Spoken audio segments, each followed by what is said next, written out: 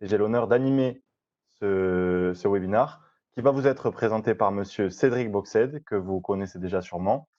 La présentation durera environ 20 minutes. N'hésitez pas à poser vos questions dans le chat, elles seront répondues à la fin de cette présentation. Sans plus tarder, je laisse la parole à Cédric. Cédric, c'est à toi. Merci Pierre, bonjour à toutes et à tous. Laissez-moi juste une petite seconde pour partager mon contenu. C'est chose faite. Donc effectivement, aujourd'hui, un petit webinar. On va continuer à parler des nouveautés de 2020. Il y a une quinzaine de jours, je mettais en avant la gamme du Silent Dual, une nouvelle gamme d'aérateurs. Et rappelez-vous, j'avais fait l'évolution de l'aérateur, j'avais fait l'analogie avec l'évolution de l'homme. Ce coup-ci, on va s'éloigner de l'univers de l'aérateur, on va rentrer dans la ventilation tertiaire et je vais faire l'analogie avec le monde de l'automobile.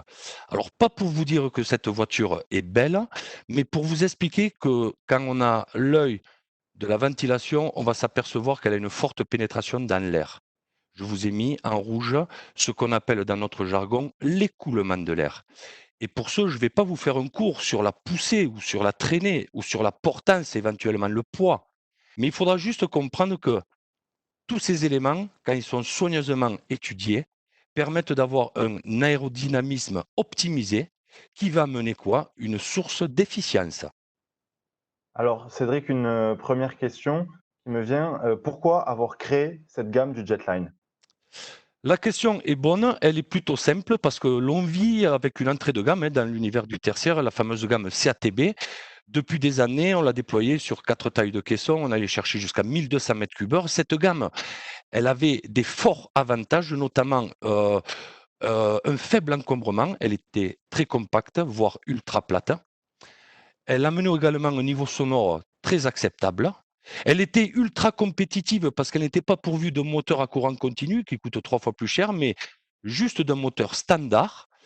Et là où le bas blesse, c'est qu'elle ne passe plus l'ERP. Donc l'ERP n'entendait pas établissement recevant du public, mais énergie relative au produit. Et ça, c'est une réglementation européenne qui est soumise à tous les fabricants. Donc, on a dû aller chercher une gamme de substitution, en l'occurrence le Jetline, sur 5 tailles, qui va aller jusqu'à 1600 mètres cubes heure, et on va s'apercevoir que ce coup-ci, tous les curseurs sont au vert.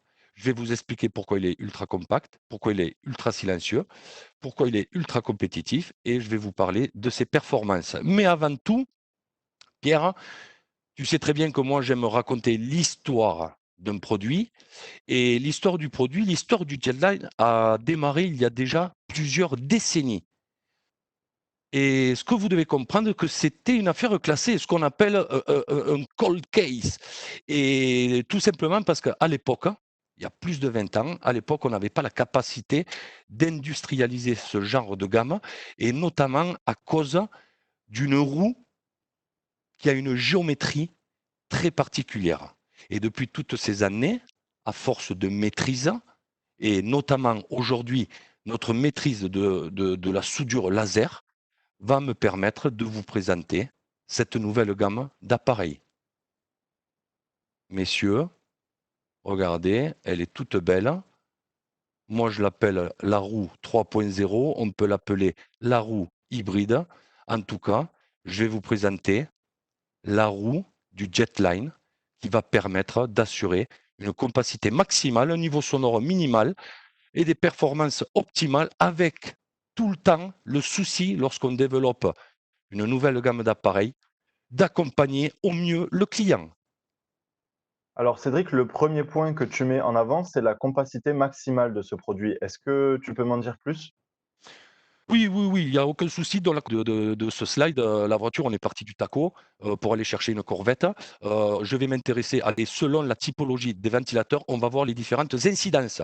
Il y a des ventilateurs qu'on appelle hélicoïdes, des ventilateurs qu'on appelle centrifuges. Aujourd'hui, ce ventilateur, on va l'appeler hybride. Si on doit le classer dans une catégorie, ça sera un mix des deux, c'est ce qu'on appelle l'hélicocentrifuge. Regardons l'écoulement de l'air, la pénétration, la veine d'air dans l'appareil au niveau de l'hélicoïde. On s'aperçoit que l'écoulement, il est axial, donc on amène des forts rendements, mais ce sont des appareils qui sont très encombrants. Au niveau du centrifuge, quand on regarde ça de plus près, on va s'apercevoir que on va rentrer dans l'appareil et l'écoulement de l'air, il va avoir 2 virages à 90 degrés, le dernier pour redresser le flux d'air. Ça va amener, la conséquence, elle est simple, ça va nous amener une perte de rendement, ça va nous amener du niveau sonore parce qu'on va créer de la turbulence. Et vu qu'on doit redresser l'air en sortie de roue, on a cet espace qui ne nous permet pas de dire qu'on est ultra compact. Au niveau du jetline, on est sur une roue hybride. On a travaillé sur les directrices. Je rentre dans l'appareil et ce coup-ci, on s'aperçoit qu'avec l'angle à 45 degrés, on tend vers la première pellicule. La pénétration dans l'air de cette fameuse voiture sportive, et bien ici, ça sera exactement pareil. On va aller chercher du rendement, on limite les turbulences, on va donc limiter le transfert du bruit et automatiquement, ça va nous permettre d'aller chercher une compacité jamais égalée. Pourquoi jamais égalée? Parce que je me suis permis de faire le test avec la concurrence, mais soyons nobles, je vais rester rien que sur les produits SCP. J'ai fait un Jetline versus CATB et je m'aperçois que le Jetline est tout le temps le moins encombrant dans la gamme. Et en plus de ça, il me reste 2 tailles pour aller chercher jusqu'à 1600 mètres cubes. Alors, Cédric, le deuxième point que tu mets en avant, après la compacité maximale, c'est le niveau sonore minimal. Tu peux m'en dire plus? Oui, parce que le niveau sonore minimal, c'est ce qui est recherché bien souvent par l'utilisateur final. Donc, qu'est-ce qu'on a fait pour aller chercher un appareil ultra silencieux? Il faut comprendre deux choses. Il faut comprendre que il y a 2 sources de bruit, les bruits aériens et les bruits solidiens. On va commencer par les premiers. Le bruit aérien se propage que dans l'air. Et en fait, en ventilation, il va dépendre de l'écoulement de l'air et principalement de ses turbulences. Et à travers cette vidéo, Pierre, tu peux voir que plus l'écoulement de l'air est laminaire, plus le bruit transmis sera faible. L'autre bruit est un bruit solidien qui est produit en général par les vibrations entre la pièce en mouvement et son support. Si on décompose le produit, on s'aperçoit qu'on a travaillé sur la roue, on a beaucoup travaillé sur les directrices qui sont là pour redresser le flux d'air et le rendre le plus vite possible laminaire, mais on a également intégré le silent block, la technologie que l'on retrouve dans l'aérateur Silent, je rappelle à tout le monde, le plus silencieux du marché. Et c'est quoi cette technologie? En fait, c'est un silent block qui va permettre de désolidariser sur ces 3 axes le moteur de son support. Je vous le montre en vidéo, X, Y, Z. À aucun moment, je suis rattaché à mon support. Ça veut dire qu'aucune liaison avec le support, aucune transmission de vibrations. Je ne transmets pas les vibrations. Je ne suis pas turbulent au niveau de l'aérolique. Je vais chercher un niveau acoustique ultra bas. Preuve en est, je reste sur la comparaison avec nos anciens caissons. J'ai pris l'entrée de gamme, le CATB 02, un point de fonctionnement 200 m3 à 100 pascal. On s'aperçoit que le CATB 02, il amène à peu près 32 décibels au niveau de la pression acoustique. J'entends mon oreille. C'est pour cela qu'on a décliné chaque fois les gammes de centrifuge avec une isolation de 25 mm qui me permet d'aller chercher 28 dB à l'oreille à 4 mètres et une isolation de 50 mm qui va me permettre d'aller chercher 22 dB. Là, on est très silencieux. Le problème, c'est qu'à chaque étape, on rajoute un billet de 100 balles au niveau du Jetline. Et c'est pour ça qu'on ne le décline pas en version isolée. C'est que lui, tout nu, tout seul, comme un grand, 200 mètres cubes à 100 pascal, à 4 mètres, à mon oreille, j'entendrai 20 dB. Et tout le monde sait que la barre des 20 dB, quand tu es en dessous, eh bien, c'est juste inaudible. Bien, donc les deux premiers points que tu mets en avant, Cédric, sont la compacité maximale et le niveau sonore minimal. Le troisième point, c'est les performances optimales. Alors pourquoi? On va parler des performances optimales. Donc, effectivement, et elle est là vraiment l'analogie avec l'automobile, c'est que si on reprend tout ce qu'on vient de se dire, on va s'apercevoir que quand on prend la courbe enveloppe d'un Jetline, l'entrée de gamme, le diamètre 125, et qu'on la compare à la courbe enveloppe de son équivalent centrifuge, sur un point de fonctionnement, 150 mètres cubes, à 100 pascal, le Jetline va aller chercher 300 mètres cubes heure. On multiplie par 2 la puissance aérolique de l'appareil. En plus de ça, si tu entends bien ce que je te dis, ça fait la gamme idéale pour le remplacement. Pourquoi? Parce que pendant des années, le caisson lambda qui tombe en panne, le client il t'appelait, je dois changer un caisson, je ne connais pas la marque, je ne connais pas le point de fonctionnement, je ne connais pas l'intensité ni la puissance. Bon, en fait, je n'ai pas beaucoup d'éléments. Aujourd'hui, tu n'auras qu'une chose à lui dire, hein. Je n'ai besoin que du diamètre. Ah bon? C'est un diamètre 125? Eh bien alors, il te faut un Jetline 0,3. Pourquoi? Parce que tu couvriras tous les points de fonctionnement d'un centrifuge qui sera mis depuis des années sur l'installation. Donc, pour le remplacement, c'est l'appareil parfait. Je continue sur les performances optimales. Là, on va parler de la consommation pour s'apercevoir tout simplement que la gamme Jetline est une gamme qui amène 2 fois plus de performance pour 2 fois moins de consommation. Très bien, Cédric, merci pour ces 3 points. Il y a même un bonus, j'ai envie de dire, pour ce produit, c'est au niveau de la facilité d'installation. Est-ce que tu peux développer ce point? On va terminer par ça parce que je te l'ai dit de suite, quand on est allé chercher des critères techniques, des caractéristiques aéroliques et j'en passe, on a toujours en nous cette empathie, cette envie de se mettre à la place du client, en tant de l'installateur. Et là, on s'est dit, putain, mais qu'est-ce qu'on lui propose? Une route sinueuse au niveau de l'installation ou un chemin easy? Et là, on a amené pas mal de billes. Je te les décompose les unes après les autres. On commence par le multiposition. Tu peux le mettre à l'endroit, à l'envers, en haut, en bas. Il n'y a aucun souci. Je reste dans l'univers de l'appareil au niveau de sa position pour comprendre que sur un appareil, un caisson, centrifuge, tu as une boîte à bornes qui est fixe. Au niveau du Jetline, tu peux faire une attaque latérale à gauche, mais juste avec 2 petits coups de tournevis, tu peux faire une attaque latérale opposée à 180 degrés. Tout ceci sans toucher à la hauteur de l'appareil.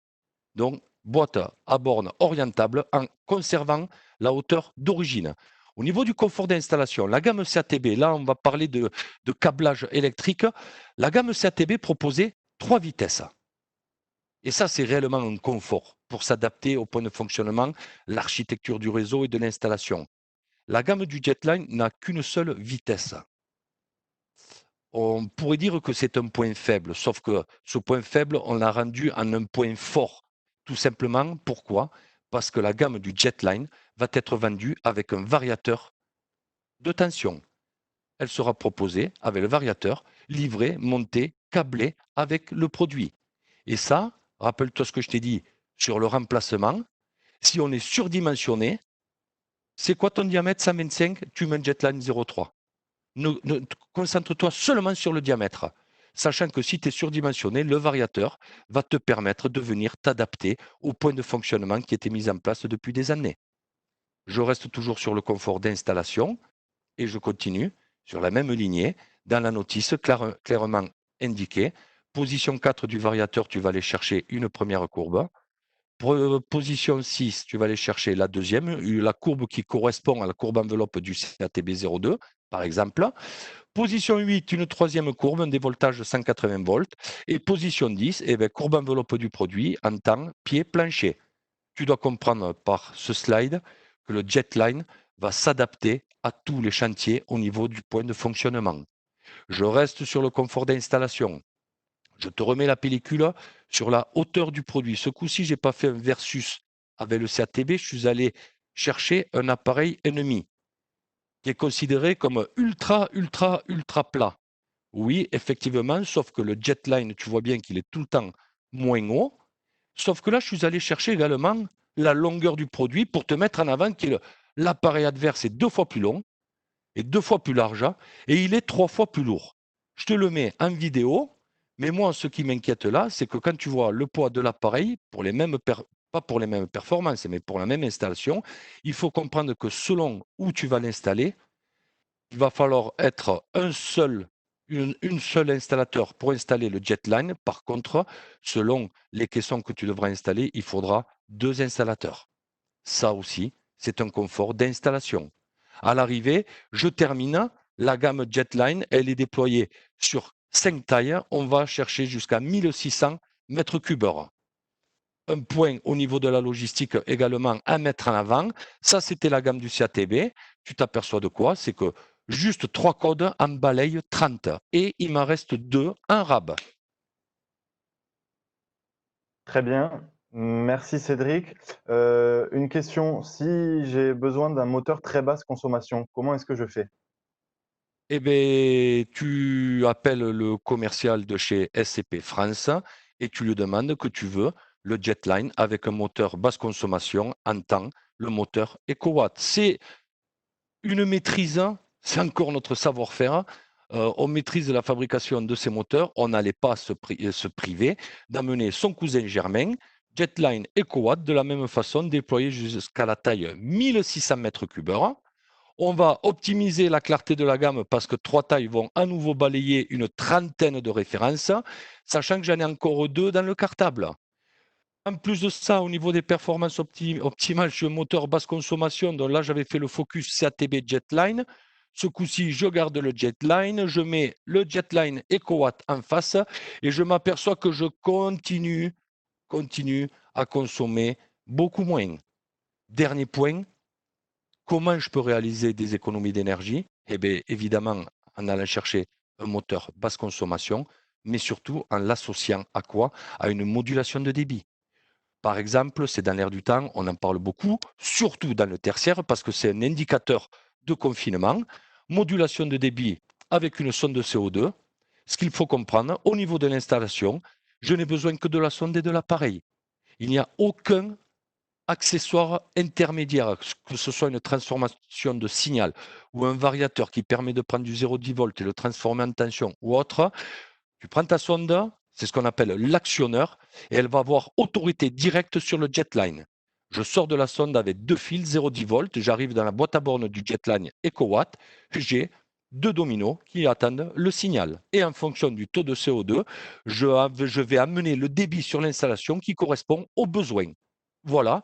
Et ce débit, sponsorisé par un avis technique, peut amener jusqu'à 70% d'économie d'énergie. C'était le mot de la fin, notre clin d'œil, juste pour vous dire que c'était notre manière de cotiser au niveau de la transition énergétique.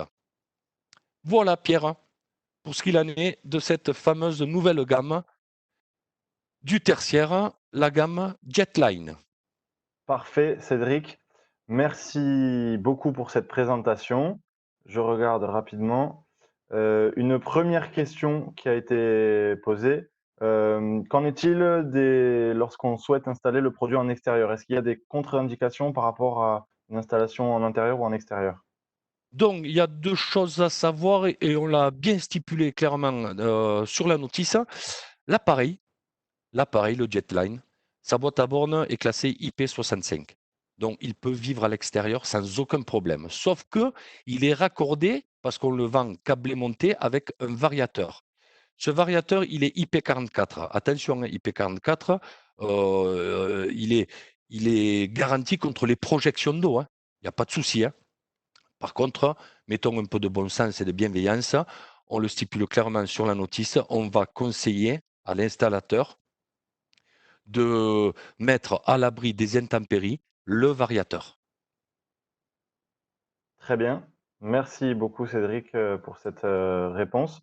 Bon voilà, comme, vous le voyez, un petit, comment on dirait? Petit, vote vous a été proposé pour, noter cette, présentation. Donc merci à tous de nous avoir suivis, aujourd'hui pour cette présentation du Jetline. Il y aura un dernier webinaire organisé le vendredi 17 juillet qui s'intitule Bien comprendre, bien conseiller pour bien vendre, toujours organisé par SCP France, présenté par Cédric Boxed et animé par moi-même. Voilà, merci à vous et à la prochaine. Merci Pierre, merci à vous tous.